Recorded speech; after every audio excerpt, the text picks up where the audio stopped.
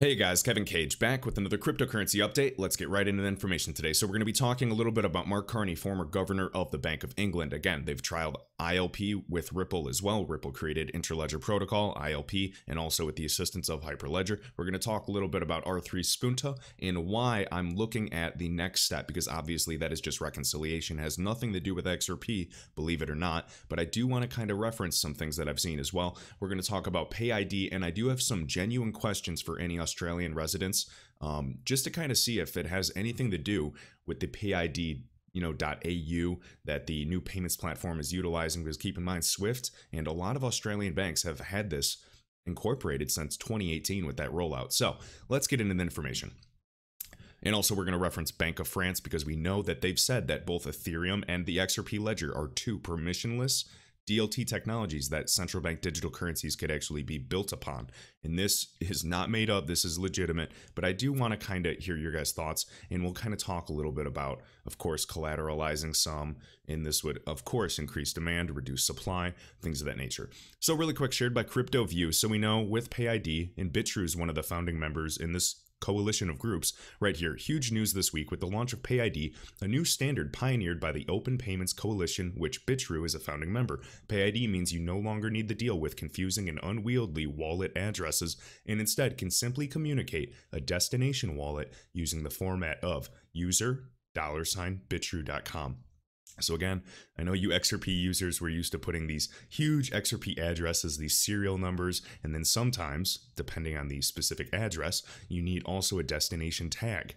And it's, it can get pretty crazy and monotonous. And of course, just like David Schwartz said in his recent interview, this is not friendly for, a grandma to use. We want it to be just as simple as email. Until then, until these barriers of entry are lowered, we're not going anywhere for at least the retail use case. Of course, XRP is primarily, in my opinion, focused on wholesale interbank settlement, but I like that they're kind of creating a level playing field and allowing, users to kind of decide and let the market decide. So right here, right now we have a proof of concept active which you can see when you visit Bitrue and withdraw from XRP. In coming weeks, we will be adding support for deposits, at which time you will receive your very own unique PayID address. Very interesting, and I'm hoping that a lot of other exchanges follow suit. Obviously, this is one step in the right direction. So really quick, what I was referencing earlier, I know many of you have already seen this PayID Explainer video released back in 2018. All right, so again, it looks pretty familiar, whether it's a phone number, an Australian business number, your email, account number, etc. So it's a really, really interesting concept. And again, you can kind of see different payment options, of course, PayID being one of them. So it seems it's just part of Australia's new payments platform. But any of you Australian residents, you Aussies, please let me know. Pardon my ignorance, but I understand that Swift did help develop this with, I believe, who was it? There's a few banks. There's Commonwealth, there's ANZ, there's Westpac. There's a few groups that are really working on this, but I showed it in one of the previous videos as well with Swift. So let me know. I just thought it was really interesting to see that.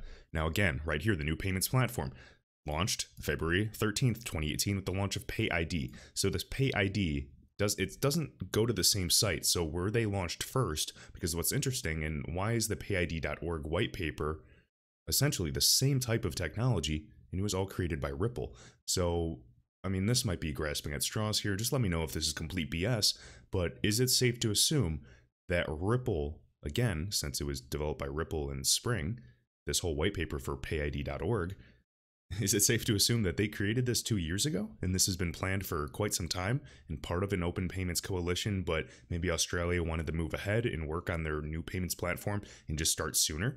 And again, all of these bank accounts have this type of interoperability, and now Ripple's going to help bring it towards more of the blockchain space and help marry the traditional markets in tandem with these new assets. I don't know. Let me know if we're, in the right direction. Just genuinely curious, guys. All right, so right here, Matthew L-I-N-Y. So we're going to talk again a little bit about BOE. Again, a RippleNet partner, the Central Bank of England, guys, Bank of England. So the future of finance, according to the Bank of England, acknowledges Ripple and XRP will be part of the future financial system. And again, this is not financial advice. This is just some dot connecting, and many people believe it at this point. Again, do your own research. Nothing is guaranteed in this space. I just want to show you what we have here.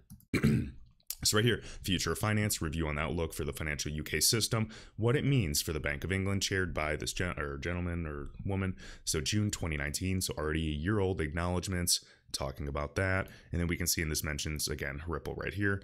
We can even go right here and they mention DLT, of course, payment networks, benefits, transparency, security, integration of networks, other technologies, smart contracts. We even have cross-border payments, domestic payments, trade finance, wholesale markets, etc. All right. So again, talking about the optimism, talking about efficiency, resiliency, but they still have to be cautious with this type of technology and moving forward. So just wanted to share that. And let me see. I feel like that's all they kind of mentioned.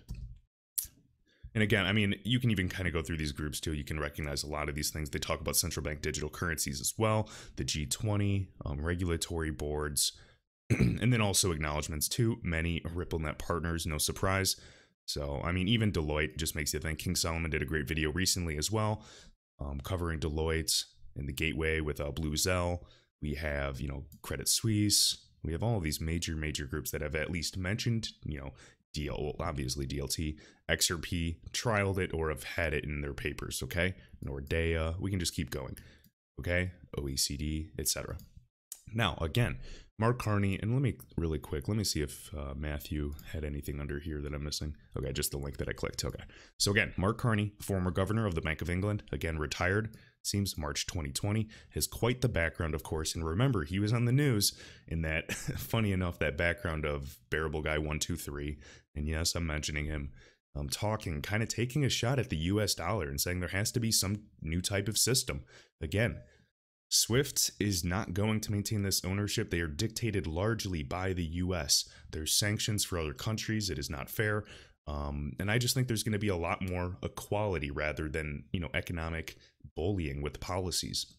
Simply a matter of time. Normally, Steve Mnuchin, Donald Trump would hammer down on anyone that talks badly about the US dollar and its status, but they're all buddies. I mean, remember, began his career at Goldman Sachs. Well, what was Mnuchin? He was head of IT at Goldman Sachs. All right, and then you can see who's on the who are advisors of Ripple. Craig Phillips. I mean, these guys go way back. There's just too many coincidences at this point, guys. I mean, obviously, you can just pick certain people in this industry that have either strategically went into Ripple or left Ripple, and you can kind of just see how the chess pieces are moving around. Is this hopium? To me, it's not, but to you, it may be. But again, I'm willing to invest, and everything that I invest, I'm willing to lose. Not financial advice, guys. All right, so right here, XRP_Crow. So Status, again, is website for all Ripple information, status.hr. So fintechs can use SWIFT to take the financial ecosystem to new levels. Now, this is something that many people are going to disagree with me on, but I do not think that it's SWIFT versus Ripple. I really do not. I think that they're all just working to be complementary. As Brand Garland also said, they want to be an enabler of technology, not just a disruptor. The term disruptor sounds awesome, but keep in mind, guys, who are their customers?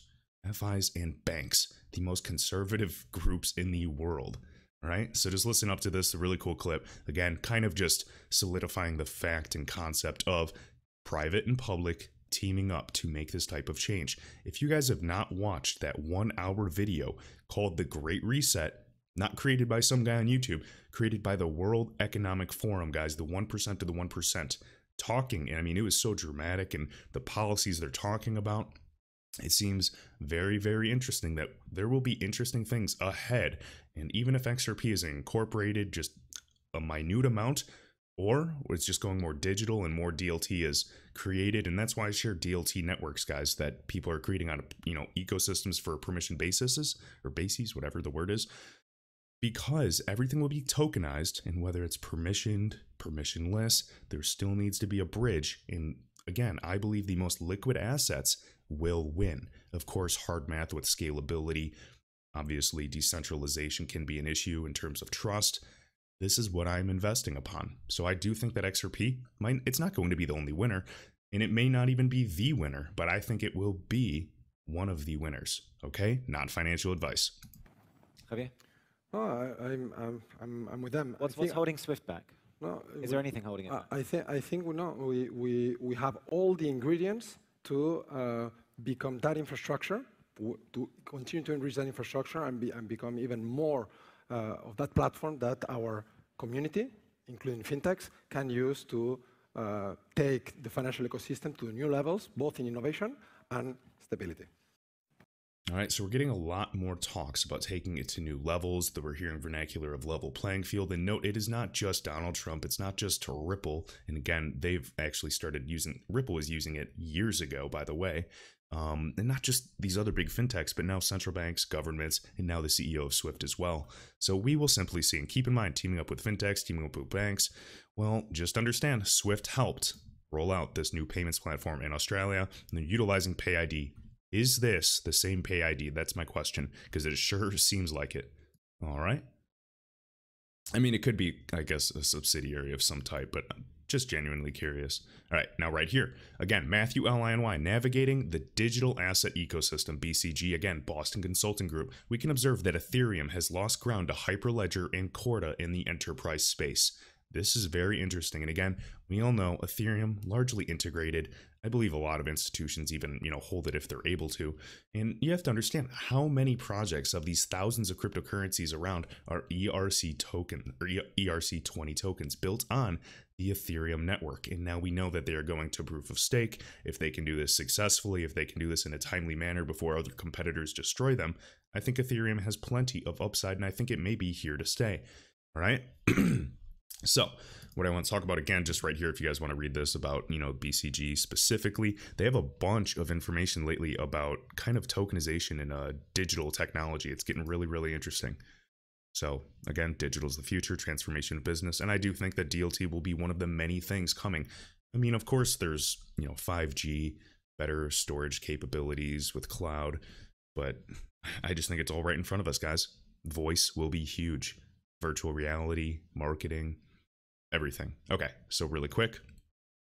Navigating the digital asset ecosystem, BCG, talking technology again, DLT consortiums, makes me think of R3's Corda, which is mentioned, tokenization, focused on, look, emission, okay? Exchange, atomic swaps, liquidity. I mean, I just think even protocols like Interledger Protocol, again, what is it called? Forward cooperation and then reverse execution, and all of these, fail, or, it either goes or it doesn't. So their payments are not going to be lost. It's all or nothing. It's instantaneous. It's really going to be interesting, guys. And it will be on a more distributed, maybe not fully decentralized, but distributed basis, okay? Ecosystem, derivatives. I mean, guys, if everything's going to be tokenized, you just have to understand all this hype that you hear about the derivatives market, average, $700 trillion. That's has to be tokenized and bridged. The traditional markets have to be bridged. The opportunity's there, and it still has to go over some type of digital asset, guys. The actual shipping cargo that actually brings this value and can hold all that information. All right, just food for thought. Will it be XRP? I'm not sure, but what I do believe is XRP will still play a fundamental role as that bridge asset for value that it was built for payments. All right. Whether it is trade finance, we get up there with the big boys, or we just continuously slow and steady ramp up on-demand liquidity corridors, focusing on the high-friction corridors, not solving every problem, but who knows, 5 years from now, where we could be 10 years from now, maybe it would become more liquid and compete with some of the highly liquid corridors, such as USD Euro, because we're already live in those corridors. Granted, it's extremely low volume. I just want to show you the potential is there, okay? So whether you guys take profit at $1 or $5 XRP, might not be a bad idea to leave a little on the table for life, just in case this could be, in the price like the next Amazon stock. All right, so right here, this is pretty interesting. So again, talking about, hurdles concerning different DLT and blockchain networks, further integrations are right here. So right here, even conceptual integration is still not enough, as cross and multi-blockchain operations and scalability requirements are not met for the majority of the use cases. As a result, sunk costs rise for financial intermediaries having to adapt their infrastructure to one platform and then later start the process from scratch for a new technology. That's going to be very, very important. Here we can observe that Ethereum has lost ground to Hyperledger and Corda in the enterprise space. The reconciliation, again like Spunta, and adaptation of the core banking systems, public registries, and even banking ledgers to these new systems remains a complex issue. Interesting. So who is going to build these bridges for the actual bridges? You see what I'm saying? Just like David Short said in a recent interview, it was like an hour long. I watched it yesterday. Very, very good interview. And what was he saying? I'm going to butcher it because I'm nowhere near as smart as him. But, he said, well, Ripple's not only trying to, solve this complex problem, we're actually trying to build the target market as well. Imagine trying to, launch a business on Facebook or like basically build Uber 10 years too early. The market's not there. There's so many little things and, industries that have to be built first. Imagine if no one had cell phones to walk around with and had that data, and even in applications weren't even a thing yet. How on earth would you build Uber? That's my point. So again, they're building all of this from the ground up. They have PayID. They're working on custody with Polysign that should be launching this year. They're working on growing that liquidity in various markets. They're going everywhere, and hopefully they're not spreading themselves too thin and kind of being a hypocrite with Brett Garlinghouse's Peanut Butter Manifesto. Because we only know so much, guys. They're a private company. They owe us nothing. We are just investing in an open source protocol. All right, so interesting that Ethereum could be, losing ground again. There's FUD that's rampant. We will simply see. All right, and again, think of the implication for all the ERC20 tokens. Now, of course, Chainlink is blockchain agnostic. Different ones can kind of adapt and grow, but it does give room for other assets to potentially take over, or maybe they'll just all, evolve and survive nicely. All right, so right here.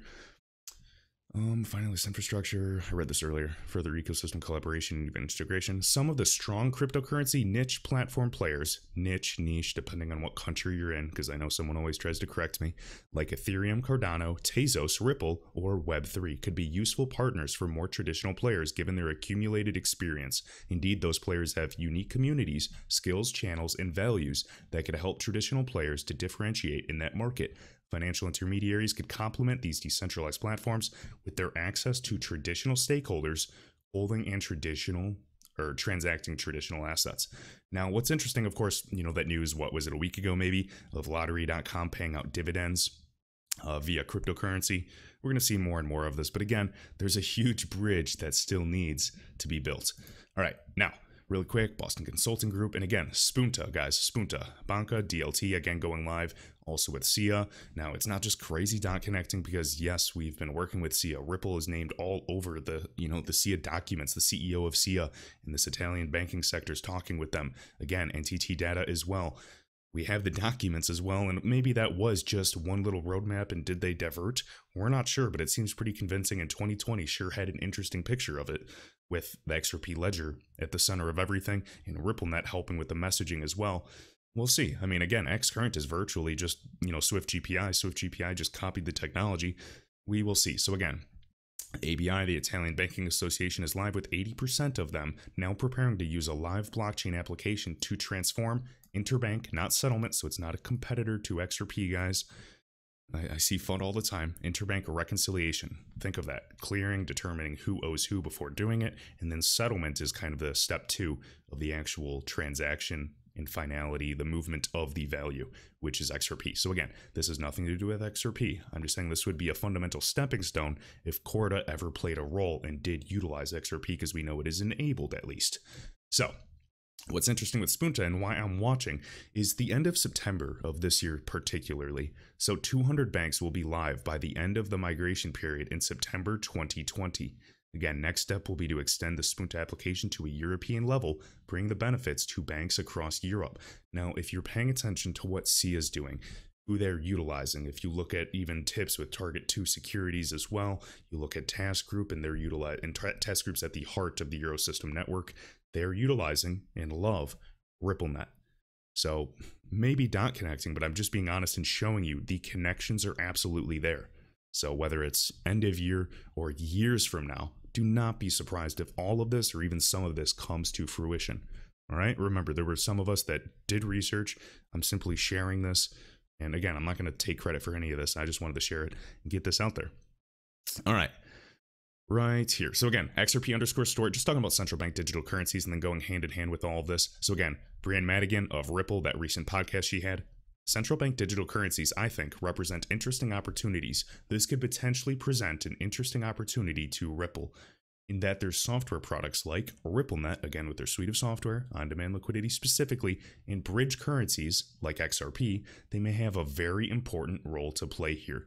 And I absolutely agree. Now, I'm going to go into the next point, so be sure to, stick around because I'm going to talk about Bank of France briefly. And then again, XRP Nuts, one of the original researchers as well in the XRP community, just showing this right here, a Bank of France documents. So digital units applied against real-time gross settlement accounts, debit or collateral.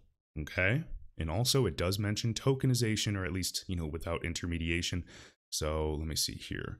Digital currency units loaded against payments. And you guys can, pause this and screenshot this if you'd like. Again, I did retweet it, and you can find it, find him on Twitter right here.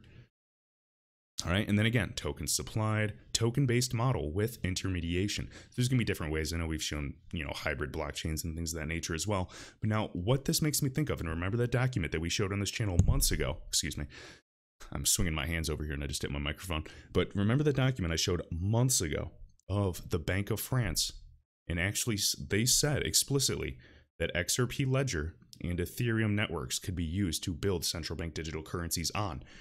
Now, we know that banks, of course, their argument, of course, is volatility risk of cryptocurrencies, but we know that's BS because we know that, transacting XRP in 3 seconds or even 2 minutes is significantly faster than holding a stable foreign exchange currency over 3 to 5 days. You still know mathematically you're better off holding XRP. I mean, obviously, it's more stable than any other cryptocurrency, unfortunately, at a low value right now. But in my opinion, that's absolutely not going to last for long, provided that volume grows, then higher transactions come. All right, those two are essential. But remember, we know that banks do not want to hold cryptocurrencies. That's at least what we're being told. Well, what did that proposal that David Schwartz came out with state? Algorithmic stablecoins. Algorithmic stablecoins, not vouched stablecoins, not, any other type. It really makes you wonder, because then they could actually take, 1 billion XRP, 100, million XRP, 10 billion XRP, collateralize it, and then put their currency to run on top of the XRP ledger. And again, I'm referring to a central bank digital currency. Then they can transact those currencies at a 1-to-1 ratio. It really makes you wonder if this has all been planned. I get how this is hype.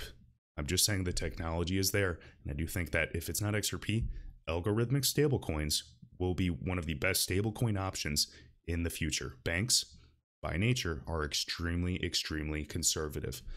All right, guys, that will do it for today. Let me know your thoughts down below. Shout out to my top channel members, JCR Central, Jamie XRP, Crypto Beginner, Philip Price, Ken Melendez, XRP Holder 4, and XRP Blast, and I will see you in the next video.